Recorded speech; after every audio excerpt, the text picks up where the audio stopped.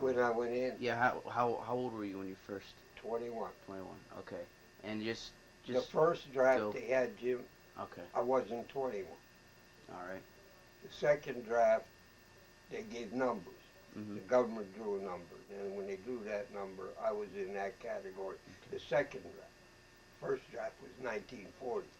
Mhm. Mine was 1941. So I turned in January, 21 years old. So then I got my selective service in HICO, 1941. Mhm. You know, then I went to Altoona from Altoona. That ain't recording it. Yeah. Oh, it is Just already.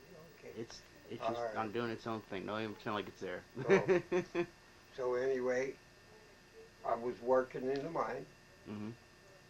and I went to Altoona, took my physical for classification, you know, Right. and I got I call a letter from Uncle Sam, and Uncle Sam said that report such and such a date to your, I call selected service center. Mhm. So they took me to Altoona, one day on a train, you know, and they processed me and put me in 1A. November the 21st, they called me up. They shipped me to Fort Meade, Maryland. There they processed me. They asked you all kind of questions and so forth and so on to get you ready for selective service. Give you clothes, give you your shots, give you your physical, and from there, after you talk to them, then they make up their mind where they're going to send you.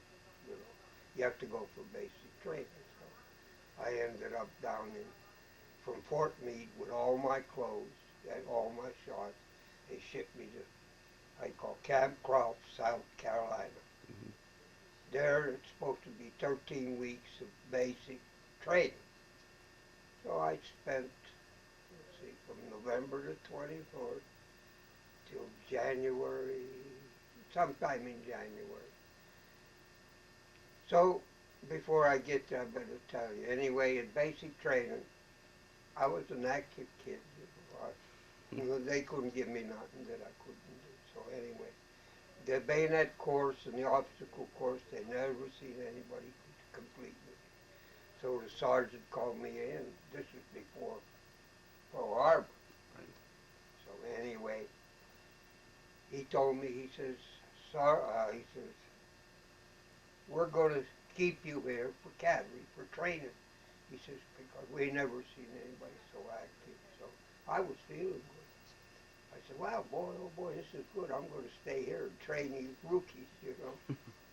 And here, like on November 21st, December 7th, they bombed Pearl Harbor. You know. Mhm. So that changed everything.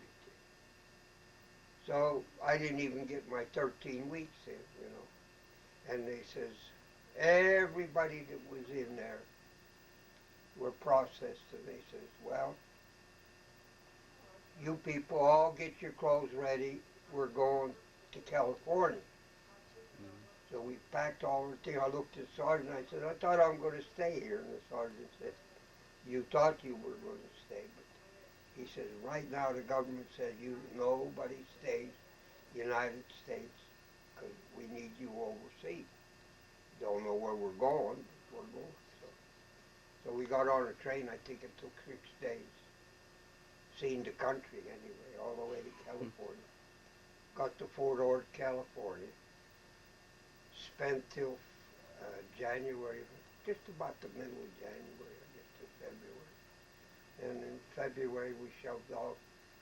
They issued clothes, and when they gave us the clothes, they gave us ODs, which are winter clothes. So we all thought we're going to European theater. At that time, they attached me to the 27th Division in Fort Ord, California. And at that time, they had 4 infantry regiments at that time in the, I call, Infantry Division. 4 infantry regiments instead of 3. So I was attached to the 27th Division and 108 Infantry, Company A. Here, in February, the orders come out to ship out. So we shipped out of California on the U.S. Republic, and we got out to sea, and they took all our ODs away from us. And they gave us khakis and green combat uniforms. ODs they called them at that day. So anyway, we said, what's going on? So here we're going further. Here we heard through the grapevine that we're going to end up in going down to reinforce the Philippine Islands. At that time, they were holding Bataan and Corregidor. So we're heading down. In the meanwhile, they got overrun down Corregidor and Bataan. So they turned the convoy around, and we headed back to the Hawaiian Islands. So we get to the Hawaiian Islands. We landed at Honolulu, Hawaii, and then we didn't stay there, no barracks. They put us on another ship, small ship, took us over to Hilo, the big island they called it at that time. So we spent maybe 2 weeks, 3 weeks at Hilo. In the meantime, the Japanese attacked at Midway. So now they had troops on Hilo, and they had some on Honolulu. Most of the troops were in Honolulu. The little island of Maui wasn't reinforced with anybody. So they sent the 27th Division down to Maui. So they set up all beachheads and everything, and I stayed on Maui. Well, good year on Maui. We won the Battle of Midway anyway. So in the meantime, while we were in Hawaii, the 40th Division come down from the Luzon, and they got shot up, I guess, pretty bad. So they said, well, they're going to triangulize all divisions, only 3 infantry regiments. The heavy weapons would go into the, the platoons, company. Then you borrow from the heavy weapons. So that way you had 1 BAR, you need a machine gun. BARs you carried in your squad. Then they take you to, wait, I think,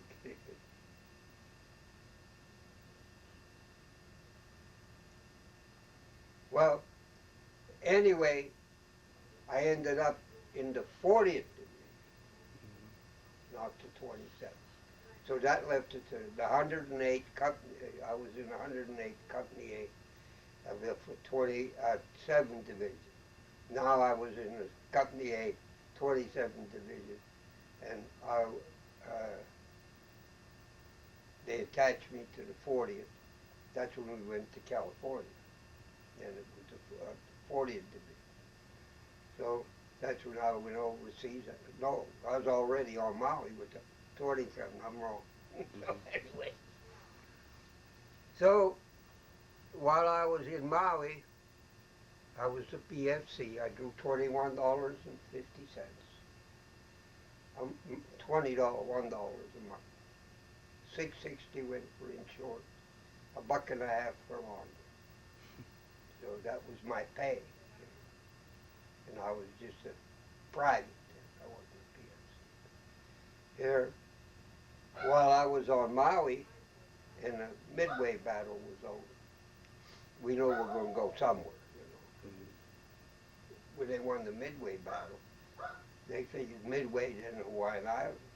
So here the Hawaiian Islands were reinforced pretty good. So they were taking them from the Hawaiian Islands and ship them out from there. So while I was in Maui, the company commander liked me so much, he told me, he says, Private Molnar, will you volunteer to go to Ranger School? And I looked at him and I I didn't volunteer in this army. I ain't volunteering for anything. I said, you send me, I have to go, but I ain't volunteering. I said, I volunteered one time for truck driver, they gave me a wheelbarrow. So I said, I ain't volunteering. I figured I was going to put 1 year to this happened at Pearl Harbor, because when I was in boot camp, they were looking for paratroopers. And they were picking slim individuals. They were after me to join the paratroopers. We didn't have any at that time, just starting it. And I was tempted to go, but that was before Pearl Harbor. And I figured, no, 1 year I'm going home. That's all I'm going to give. So here, the word come down after Camp Cross, South Carolina, that we're going overseas. So that's how I didn't volunteer. So anyway, he sent me to Ranger School. No, this was in Hawaii? In Hawaii. Okay. From Maui to Ranger School.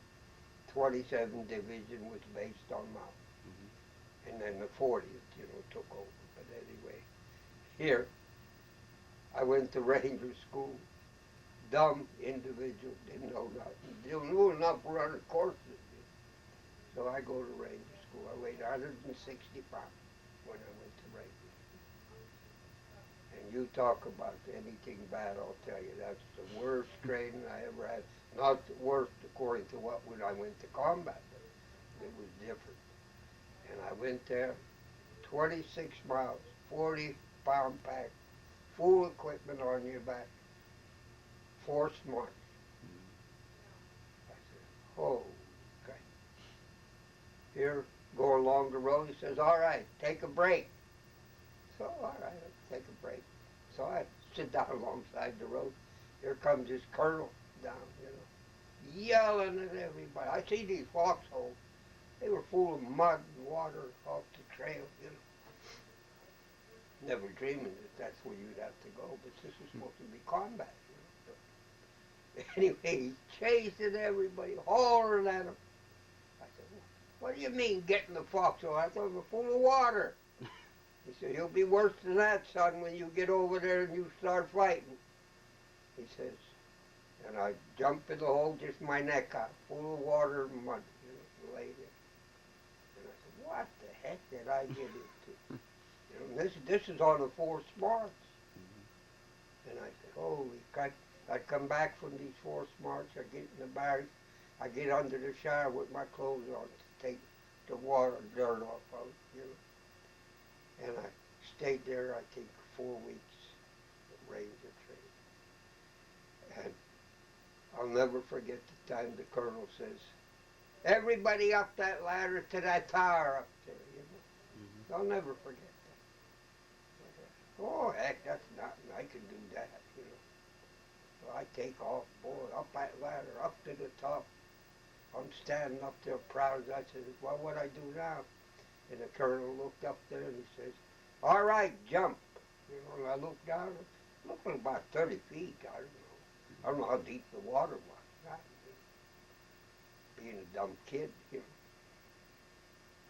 jump it. And I looked at him, and he looked at me, and he said, hey, Private, he said, you better take that damn helmet off your head if you're going to jump in there, you'll break your neck when you hit the water. I wonder how deep is it? It don't matter, you jump. I jumped. I ended up in a bunch of muck in the bottom. My rifle, I lost it. My helmet, I lost it. I come struggling out of that water hole. Colonel standing at the beach, one of the first guys to go off in there. And I come there and he's kicking me, He said, Sergeant, you're no good to nobody. He said, where's your gun? I said, in the mud someplace. I said, I don't know where it is. That hole's all mud. He said, you're not a fighting man now, are you? I said, no. He said, well, go back in there and find that rifle. I'm back in there crawling around looking for the rifle. I come out with the rifle. Didn't find my helmet. So I come ashore. I said, oh my God, what a life this is. So I'm sitting there, The other guy had to do it too. Ranger, if you're a ranger, you're supposed to do everything. But one good thing about going to ranger school and the discipline, I found out it was okay. After once you got in combat, there's no question about it. So, anyway, I sat back there. I come back. Boy, oh boy, that was nice. They made me a corporal. Gave me the whole battalion to refreshment course for troops. You know, turn that off till I spit. Okay. I'll throw my. Okay.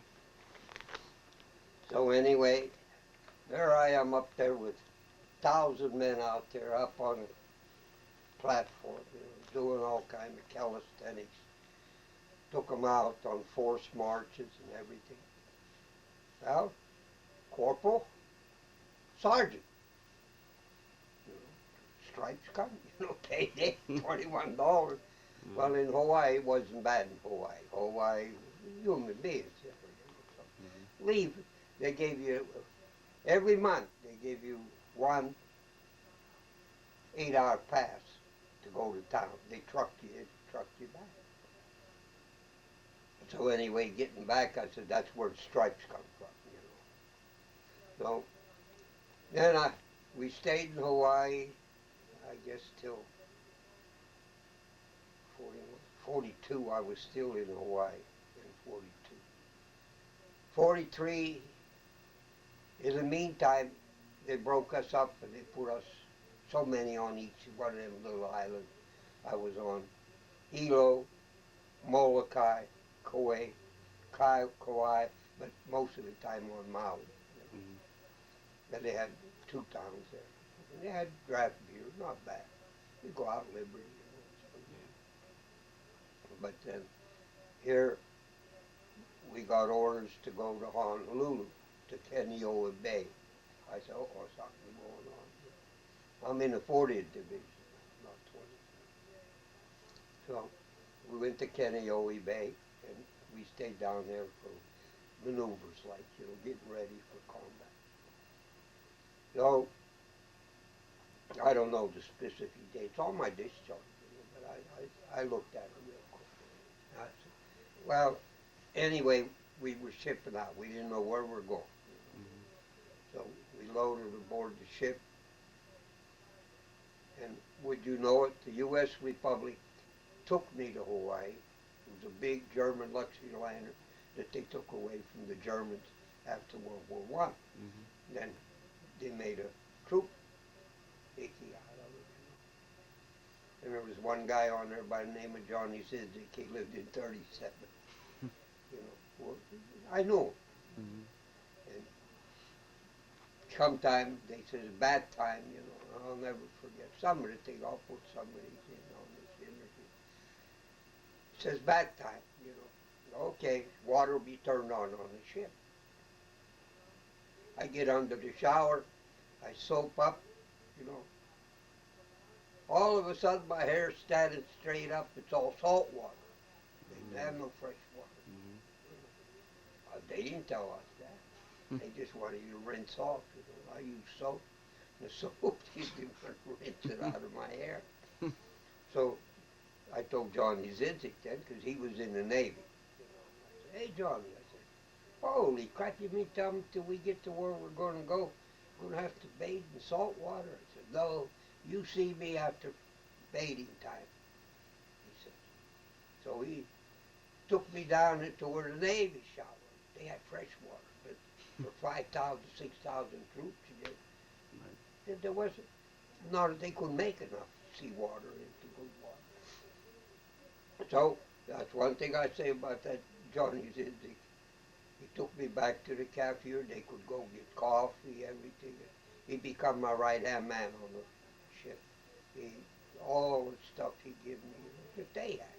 You know, they could go down at any time, bring coffee, do anything they want. So I said, where are we headed? He says, I don't know yet, you know. And here we thought we was going to go down. They were taking the Marshall Islands just about that time. And nobody said nothing. We're still on. So we get down to the equator. And down at the equator, they have a sermon. The Navy does. You know, I forget what they call it. But they initiate you for going across the equator. That's the hardest part in the world right there, you know, the equator. So that was nice. They had all kind of funny things they did to you, but it was all right. Break the monotony, you know. And we didn't know where we were going after we passed the Marshall Islands. We had no idea.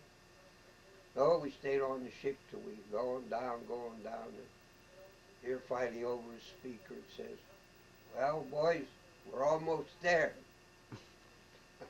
I said, "Well, where the heck are we?" He said, "We'll tell you."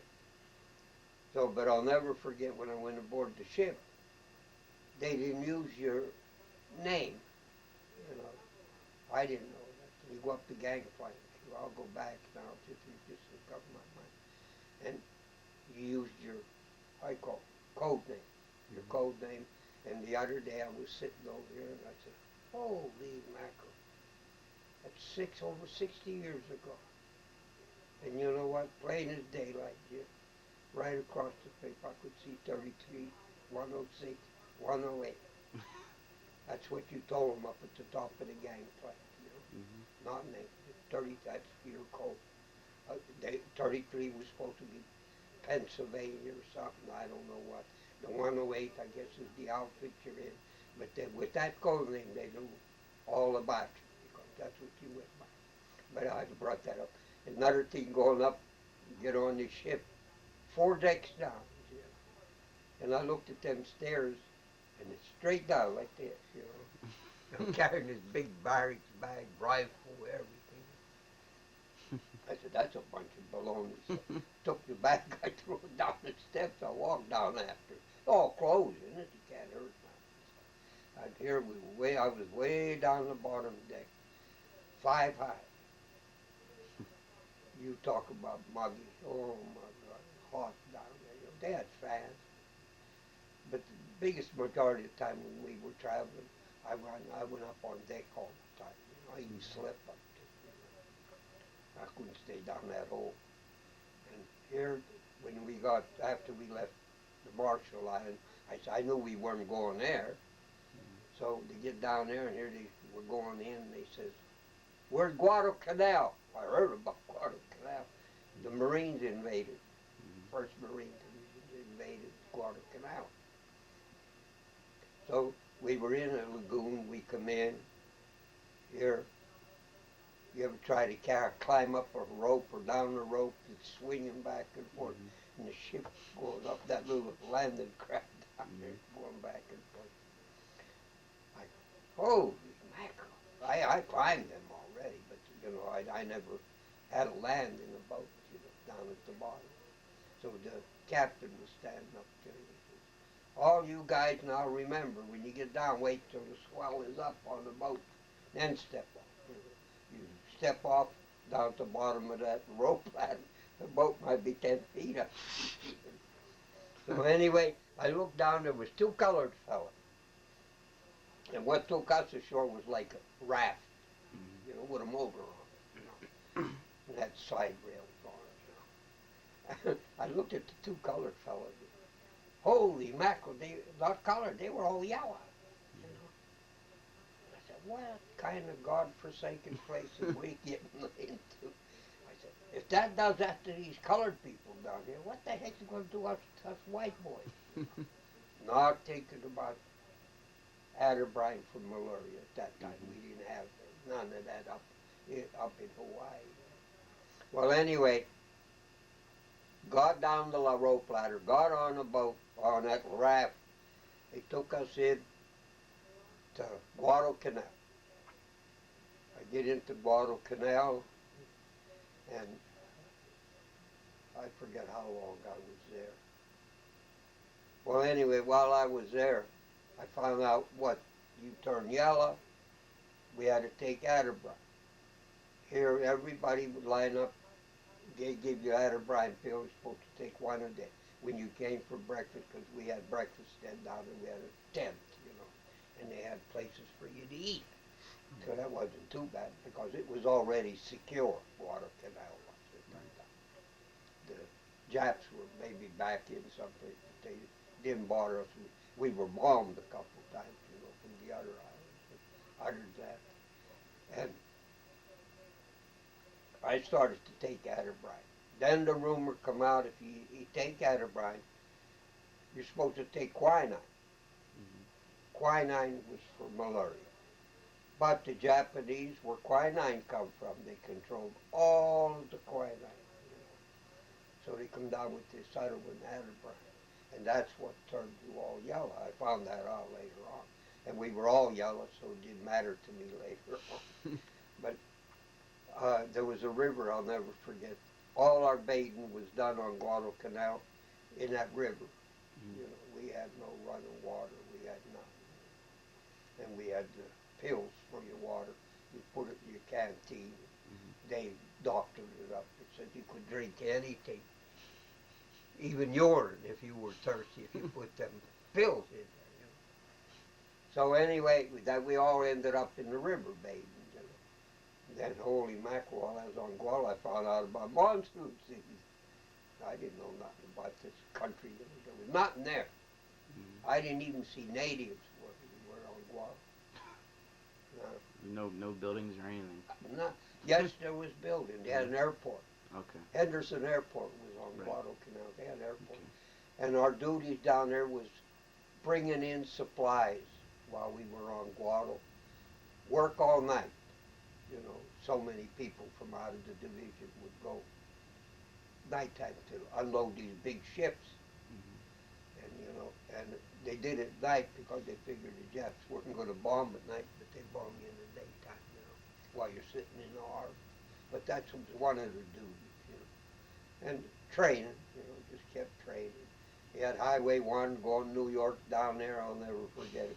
An old dirt road pushed out with a bulldozer, you know.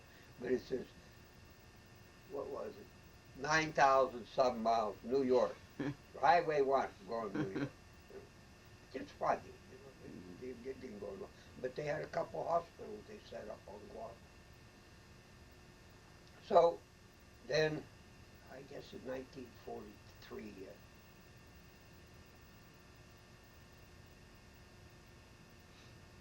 they asked the individuals if they wanted to go to Australia. They were given leave, you know. So I put in, you know, I said, what the heck? I get off of here. There was nothing down there in Guadalcanal. Not even a PX. So they did give you 2 cans of beer a month, you know, 3.2 or whatever it was. Warm, you know, what it was called. And here I put in for Australia. Nope. Then orders come back. And in the meantime, I made, when I went to Guadalcanal, I made staff sergeant on Guadalcanal. So here they says, you people that didn't get to Australia, maybe down the road that we would get to Australia, some of us. But in the meantime, they says, we're going to go and relieve the 1st Marine Division on New Britain Island. That's right above New Guinea. But before we this conveyor, they asked me to go to New Guinea. I said, what for? I said, well, volunteer to go down there for